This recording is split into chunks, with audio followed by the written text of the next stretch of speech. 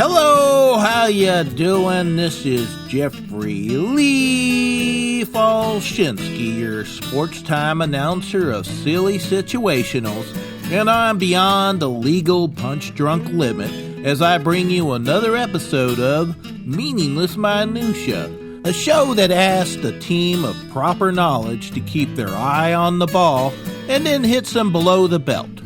And with that audible of idiocy thrown out there, let's get down to this week's question. Did you know to make extra money, some professional athletes performed in vaudeville? What? Performed in vaudeville, you say? Why, yes, I did. You heard that correctly. And if you don't know what vaudeville is, well, ask your grandparents. Or better yet, don't disturb them. Find someone who plays the ukulele and likes to wear bowler hats. They'll let you know. Now, as hard as it is to believe with athletes getting paid massive salaries these days, back in the day, they didn't make much money. Matter of fact, they were only paid while the sporting season was going on, which was only half of the year. The second half of the year, or the off-season, they had to have side hustles to make ends meet. One of these side hustles was cashing in on their popularity, much like athletes do today with product endorsements. But back then, these athletes had it for the limelight of vaudeville to cash in on their good name. Baseball players were the most common participant in these off-season survival jobs, the most famous of which was legendary player Babe Ruth, who would get on stage and sing a little ditty. Most of the time, though, these acts consisted of players telling amusing stories and answering questions about life in the big league. Of course, there was odd exceptions like pitcher Rube Waddle, who would wrestle with alligators. Yes, you heard that correctly.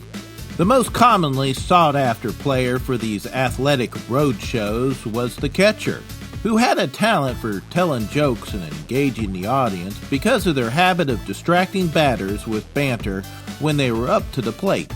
Some players made their appearances on stage permanent after they retired from baseball, like Cap Anson, who went on to star in numerous vaudeville acts and theatrical plays. It's even rumored that he had stationery with the inscription that read, "A greater actor than any ball player, and a greater ball player than any actor." Can anyone say humble brag? It wasn't until the rise of free agency that players with off-season gigs came to an end, with players being able to negotiate more lucrative contracts, with $4 million being the average salary for athletes these days. Athletes still do make appearances in the entertainment medium, such as films and television, but these are usually in the forms of cameos. And this is more to expand their brand and name recognition than it is for any financial necessity.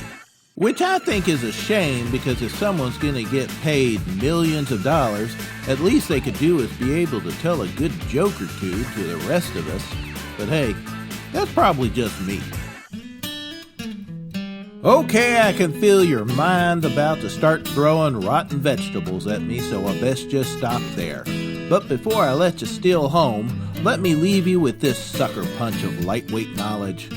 In 1900, Lefty Grove, a baseball player, was traded for a fence, just showing sports fans that questionable trades have always been part of the game since the beginning. And with that, I'm Jeffrey Lee Folschinsky saying, adios, amigos.